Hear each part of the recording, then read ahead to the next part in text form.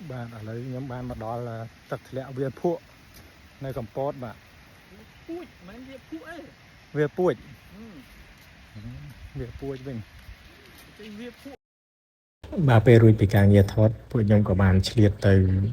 លេងទឹកធ្លាក់នេះហើយពេលទៅដល់ក៏ស្ដាប់ឈ្មោះច្រឡំស្មានតែឈ្មោះវាលភក់បាទតែពិតវាលពួចមិនដឹងថាវាលពួចនឹងមានន័យថាម៉េចទេបាទប៉ុន្តែទឹកធ្លាក់នៅទីនេះគឺស្អាតមែនតើ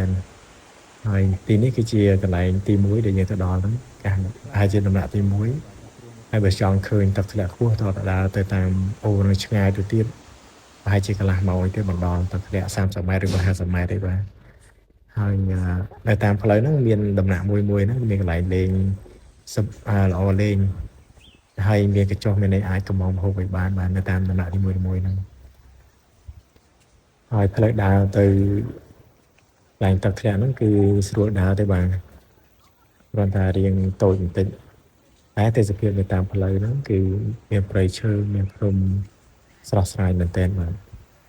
ដូចដែលបានឃើញចឹងខ្ញុំដើរដោះបីជើងក៏អត់បញ្ហាដែរ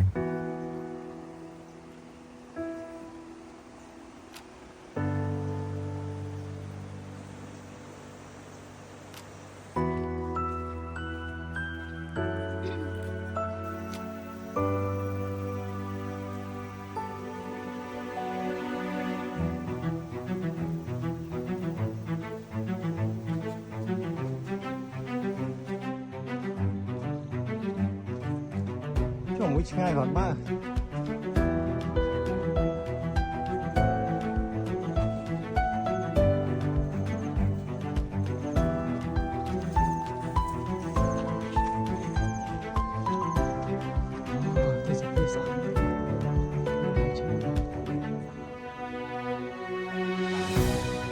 ពួកខ្ញុំបានដើរតាមមាត់អូរហ្នឹងរហូត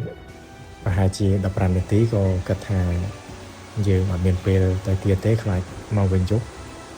ក៏សម្រាប់ចិត្តឈប់លេងនៅពាក់កណ្ដាលផ្លូវហ្នឹងទៅបាទដោយសារតែកន្លែងហ្នឹងក៏មានទឹកច្រើន